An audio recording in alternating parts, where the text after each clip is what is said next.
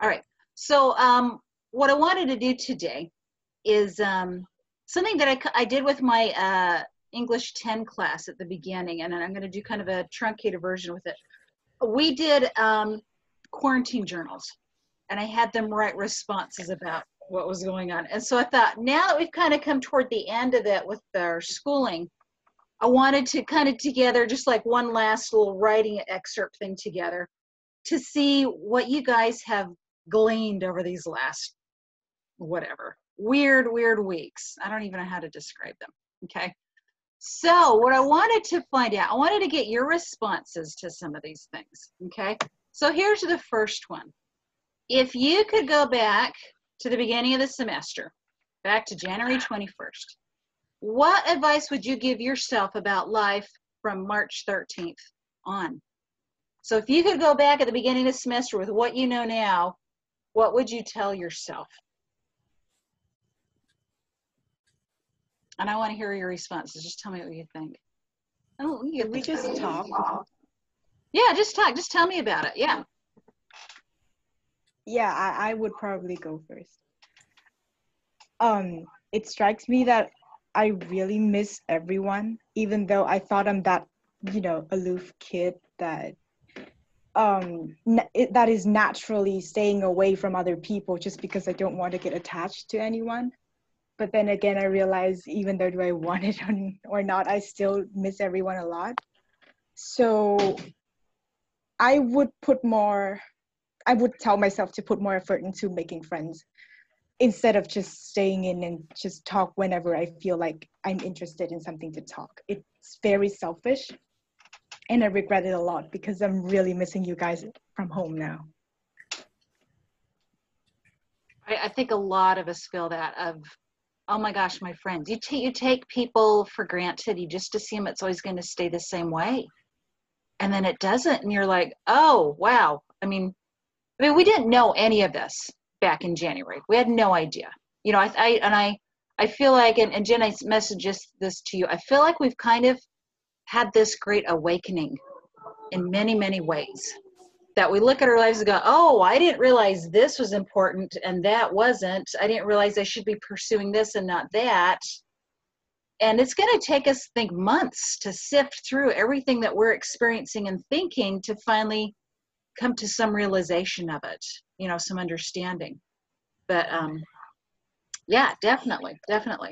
What else, guys? What else would you? I would say, like, this sounds backwards, but like I wish that I hadn't gotten into a routine of running every day before this started, because I'm not allowed to run on my road because people are crazy on my road, right? And can't really go anywhere now.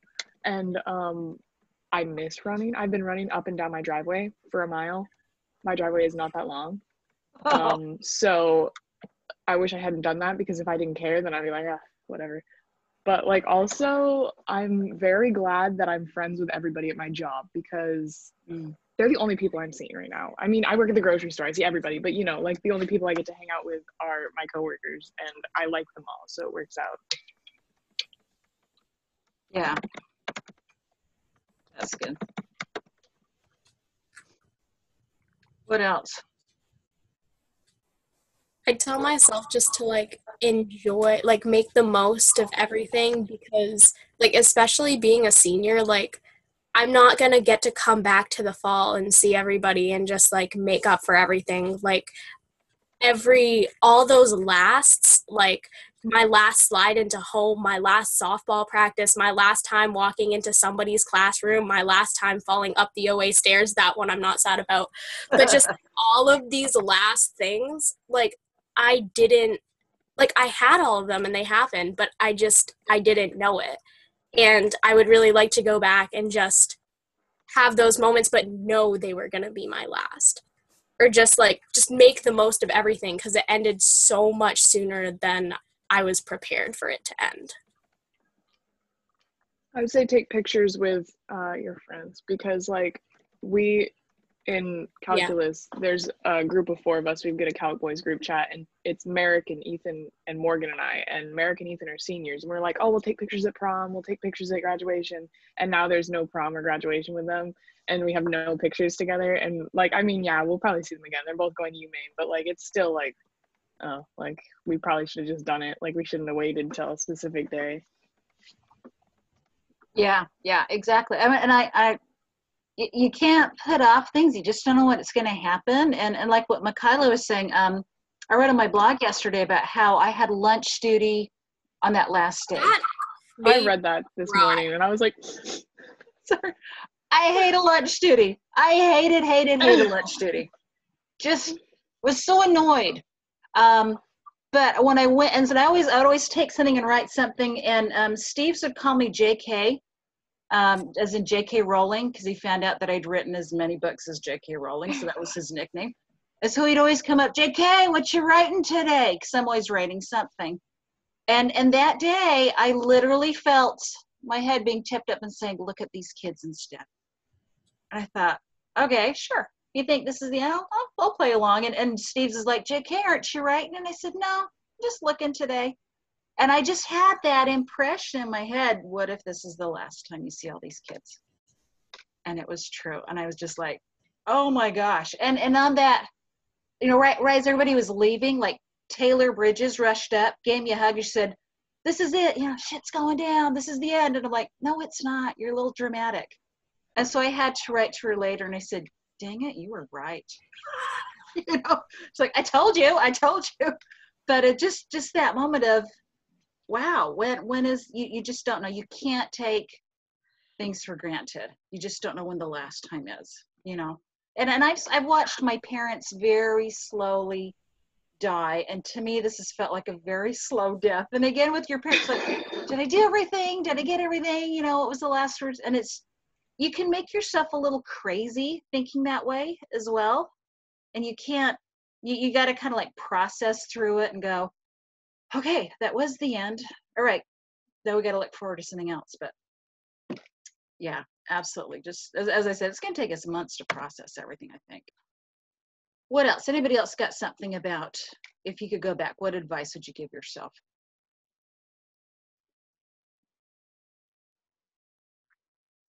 do your homework when it's assigned. With like I've been doing right along, but now I've like been putting off this research paper for 2 weeks, and I'm just thinking about how like it's not due until the 28th. So like, should I do it the 27th? Maybe, but like if I do it now, then I don't have to worry about it, and like I'm probably gonna wait till the 26th, you know. Yeah. I think I tell everybody, don't procrastinate homework. Absolutely. Yeah. Okay. Well, if you got some more, we can come back to this, but I had a couple others. I was just kind of thinking of these the other day. Let's do this one. Let's not do biggest regrets. What are the biggest lessons you've learned this year? And it doesn't have to be connected to school either. It can be a lesson in anything. What did you get? I would say like nothing is set in stone. Like everything is just let it happen instead of trying to like let things, like instead of trying to control things. Like nothing, you can't change anything. Yeah. What happens when you do try to change something that you can't change? No, absolutely nothing.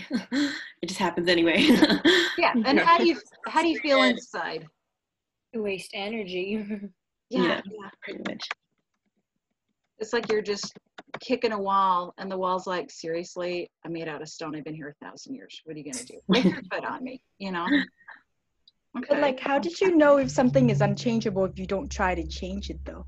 At the point when you just get started, you can't just say this thing is unchangeable, but I'm changing it anyway. It doesn't make sense. You say, I want to change it, and I'll do it to see if I can actually change it. So is the effort going to waste? I've told this to a few people, there is no wasted effort. I think you learn something from everything. And there are some people who go like, oh, well, that was a waste of time. No, it wasn't. You either learned that you could change it, or you learned that you can't change it, or you learned just how darn stubborn you are about changing it, you know? And also, Jen, I mean, that's a good point, is you don't know if something is unchangeable until you try. And if everybody said, oh, we can't change that, nothing ever would. But how many times throughout history, excuse me, have we changed things? Have we said, I don't buy into that premise that this is unfixable. I'm going to try to fix it. And that's when it happens. You know, it's not corporations or groups that do it. It's individuals who decide, I'm tired of that. I want this to be different. I want this to change. And it's individuals who change things. So I think maybe the lesson there is, yeah, if you want to change, then go ahead and try, but then also recognize what your limits are. Recognize that maybe your strategy needs to shift. Maybe timing isn't quite right, but timing will come later, and that there's no wasted effort. You know, whatever you do, it's still good effort. You've learned something from it. So, I don't know. Try to change things. I don't know. What else have you guys learned? Don't wait to do things. Just do them like when you think of it, if it's possible, obviously. Yeah. Don't procrastinate that paper. Okay. I got a reminder on my phone right now. It says research paper. What class is it for? Holocaust and Genocide Studies. It's about Stalin, and I have not done it. I even picked the topic. Like, I chose something, and I'm like, ugh, I still don't want to do it. Yeah, he's a cheerful man to do right now, isn't he? Yeah. For me, I'd say, like, this is a thing that I never tell anyone except for Mrs. Mercer, is that at the beginning of the course, I was so determined to take the AP test, and I was so determined to get a 4, because I don't know, I have a feeling of being underrated because I'm a foreigner who studies English literature, and I know it's going to be a huge challenge for just a kid like me who is not very familiar with the culture and all of that to score a 4 or a 5. And I think I kind of put a lot of self-worth into getting the 4 in AP Lit, and it was pretty stupid. And then, you know, when things changes and I'm not that determined to even take the APs anymore, and I ended up not taking it. It feels like I was being competitive with a non-existent being that is just wasting a lot of, you know, energy that I can actually put into doing other things. Like, I rushed to read, I don't know, like 4 books in 2 months, and 3 of them I regret because it puts such a pessimistic way, like, outlook into the way I look into things, and I'm fighting against it every day now.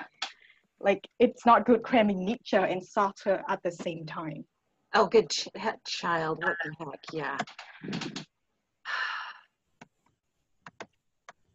So that's interesting what you read. Yeah. Okay, go ahead, Sophie. I would say, like, sometimes, well, I've kind of realized from this that sometimes you're only hanging out with people because it's convenient and not because you really enjoy their company. Oof. And, like, that sounds really mean, but, like, when you, like, don't see them for 3 months and you're like, yeah, I don't miss them. Like, it's like, all right, that's okay. Like, kind of like on the opposite spectrum of that too, when you find like those people you really vibe with and you know like those are your real friends or those are the people that make you happy when you're around them, spend as much time around them as possible. Like, I know like obviously school and like other things are important, but in the end, like, nobody's gonna care that you scored 3 points less on a test because you didn't study for the extra 4 days that you wanted to. Like, you're going to remember those memories you made with like your parents and your friends, and that's what you're really going to treasure, you know? So like, if you find those people, put the time into spending time with them.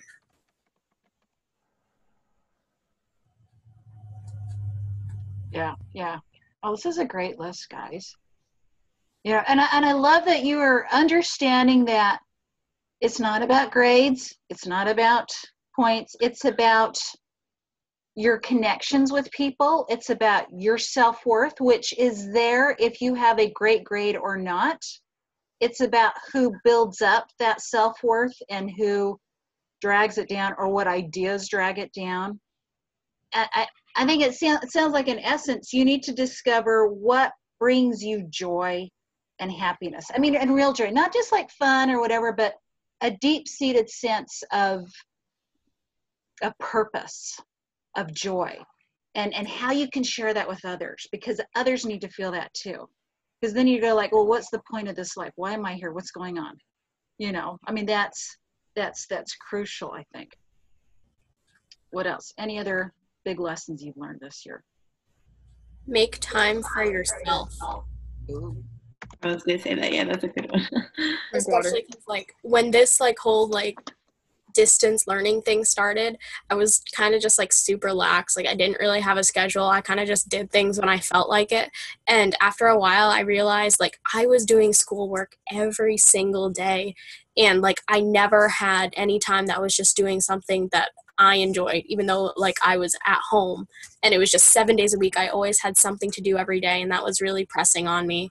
So I finally told myself, like, okay, look, weekends are weekends. Unless you have homework that's specifically assigned over the weekend, you shouldn't be doing work on weekends. Like, you need time for yourself.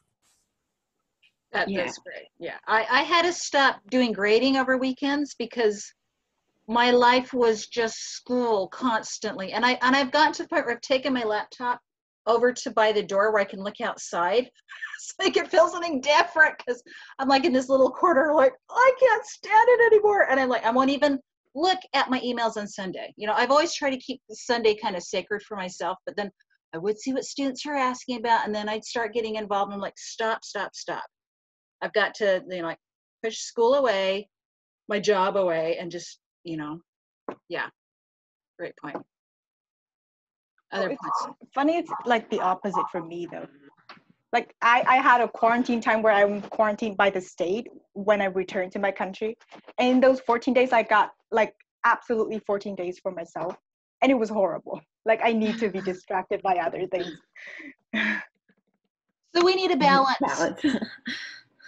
Right? We need to have a balance between yourself and some structure. I've had to put some structure back in my life, because the first few days kind of loosey-goosey. And I'd wake up in the morning, I'd have to get up, and I would read a book, and hours would go by. I'm like, oh my gosh, I have to get up and write my lesson plan. What am I doing? You know, so kind of what the pendulum swings, you know, so we kind of go to one extreme and then the next, and we try to find some place in the middle that we go, okay, here's the sweet spot. Here we're doing all of this, because you can get too caught up in your head. You can just get like so wrapped up in yourself and what you're doing, and next thing you know, you're in a corner, and it's not a good place to be. So yeah, finding that balance, that is crucial. Okay, good. Any other comments in this one? This is a small one, but drink water, because when I was in school, I would drink like 2 of these a day, and then as soon as like quarantine started, I didn't drink like any water for like 3 weeks, and it was not a good plan. And I recommend continuing to drink water. I second that advice. Yeah, I totally messed that up too, because I would have my bottle of water. I don't have a bottle of water anymore. Yeah, see, at school I'd carry it around, you know, all the time, but now I like set it down. Then I go do other things in my house, and I don't drink any water. And then I'm like, man, why do I feel so crappy? And I'm like, well, maybe I drink water in 4 days, Sophie. 4 days. I do this to myself. And then I've been eating lots of chocolate and lots of chips, and not been good. Okay. Well, shoot, we're already at 10:30. Okay. Well, I had 2 others, but I don't think we need to get to them. Like, what were your biggest regrets? I think I've already got them. What's your biggest accomplishments? Let's kind of just add that. What do you think are your biggest accomplishments this year? We got a couple minutes. Finishing calculus. I'm done. I did it. I made it through. Didn't drop it. I don't want to take college until, I don't want to take math until college. I don't want to take college until math. What are you going to major in, Sophie? Biology. You may not need calculus again. I might not need calculus, you're right, but I probably will need math, so. I took statistics and I finished that, so I'm gonna put that there. You're like, yeah. Because I'm not gonna lie, there was times where I was like might not make it through this. I get it. I got valedictorian despite calculus. Because that grade hasn't gone in yet. They're like, oh, we're gonna pull this from Mikaela now. But like, no, never mind. We're taking that away. Because like the morning that because like I announced it on the morning announcements that, oh, like your class rank is here. So I like went into the guidance office and they're all like standing there waiting and they were like, oh, dang, 30 seconds. And they were like pretending they were like exchanging bets on how long it would take me to go in. And Mrs. Lehman just handed me the card. And then like Mrs. Osprey got so happy and like they were jumping around and they hugged me. And that was like honestly one of my favorite moments in high school.